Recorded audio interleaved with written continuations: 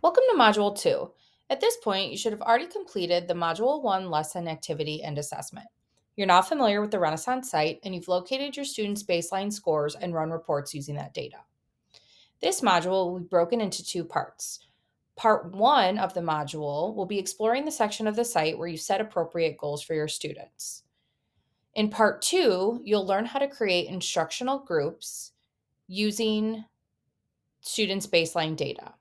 The final assessment for this course will be submitting PDFs of your student scores and their growth targets, as well as including a PDF of the instructional groups you've created.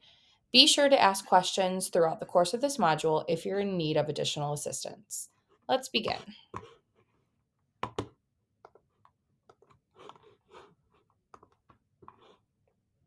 Be sure that you're back to your dashboard.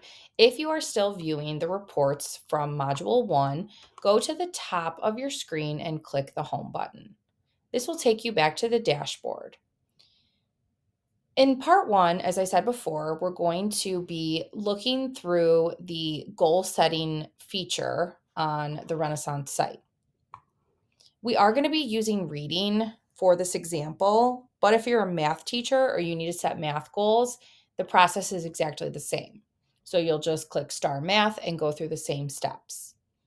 To locate the goal setting feature, the first thing you need to do is click Manage Goals and Benchmarks. It's going to bring you to a screen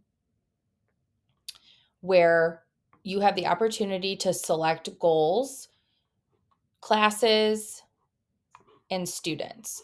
Now we're going to click Set a Goal, and this is going to open up the selection tools for who the goal is for and the type of goal we'd like to set.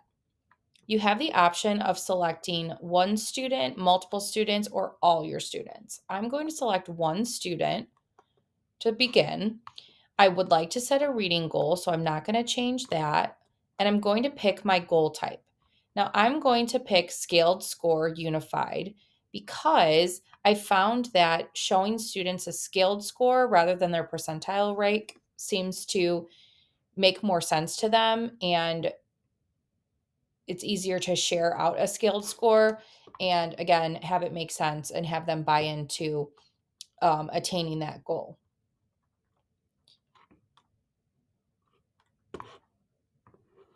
Once you've selected who the goal is for, what type of goal you're going to be setting, you now have goal options.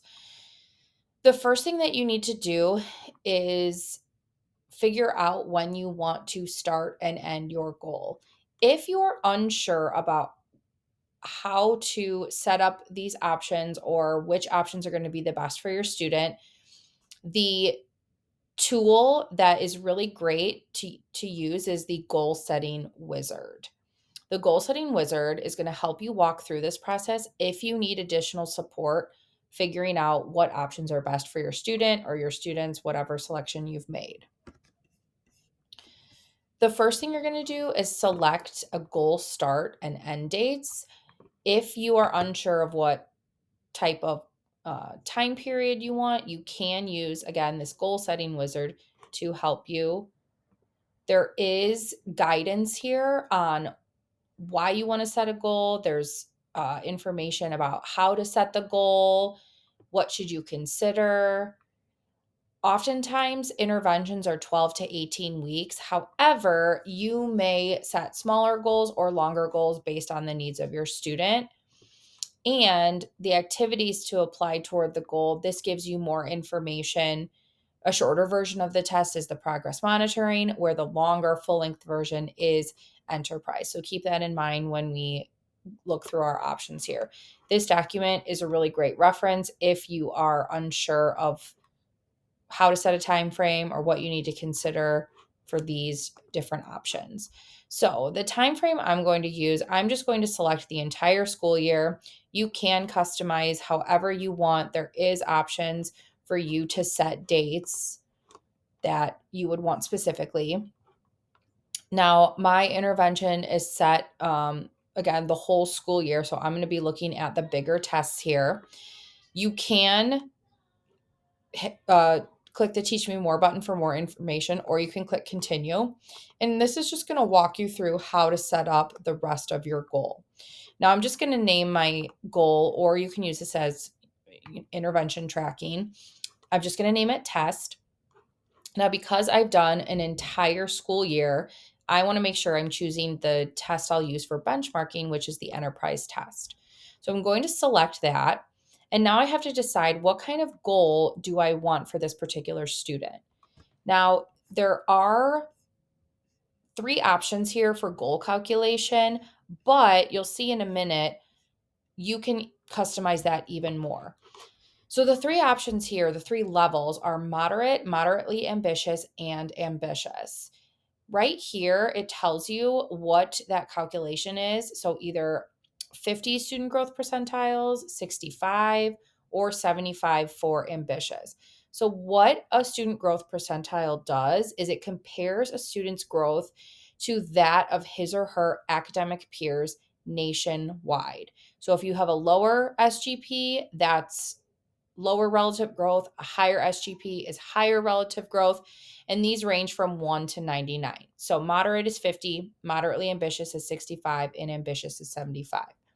So what this means is based on national data, a student that has a moderate goal or achieves that moderate goal is going to have a level of growth that is higher than 50% of their academic peers. And these are peers that are students in their same grade with a very similar score history. Now, there's other factors you need to consider when setting goals. Maybe you have a student that has truancy issues, and setting an ambitious goal might not be attainable for them if they're not at school often enough for instruction. So maybe a moderate or a moderately ambitious goal might be more suited for them to be successful. There are a lot of other factors as well, and you obviously know your students the best, so you can customize that as needed. This is just a good way to start, and this allows the program to calculate it for you if you don't want to have to do extra math. So once you select all those options, you're going to click apply.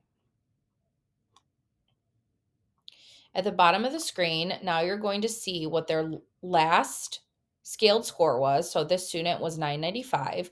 So based on a moderate goal, his calculation for the next benchmarking, his goal is to reach a 1021 scaled score. So the goal is 1021. But if you notice, I can change this number if I want to customize it even further. Maybe you want a score that's in between the 3 levels, or maybe you want to just set something totally different. It's nice they give this opportunity for you to customize as needed. Now, there is an option here for a graph, and this is a really great way to share this information with your students.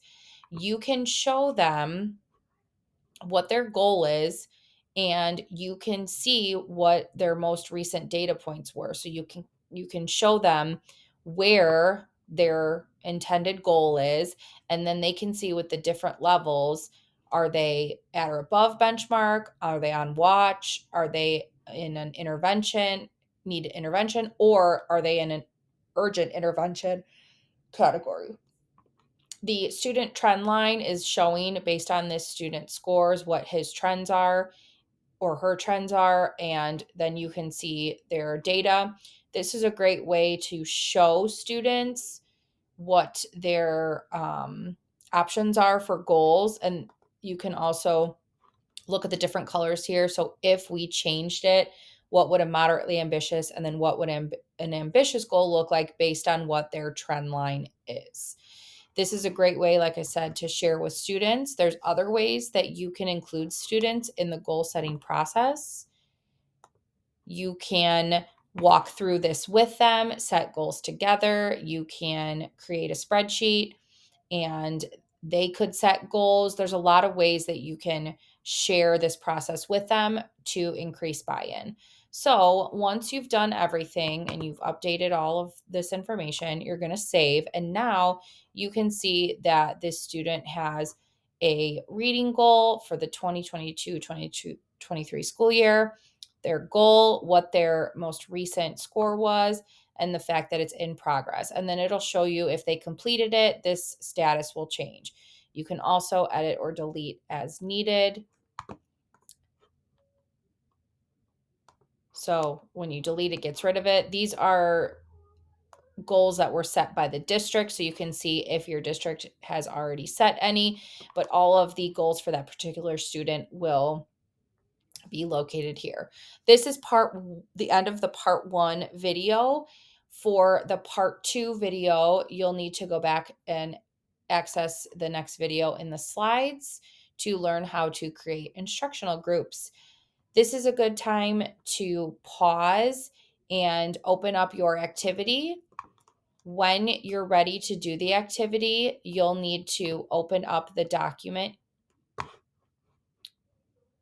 You'll have a document that is going to show your name up in the corner, and there is an opportunity to practice the goal setting. There's some questions to answer. Then go back and watch the video on instructional grouping. You can finish your assignment and turn it in before you complete your assessment for this module and move on to module 3. Good luck. Please let me know if you have any questions.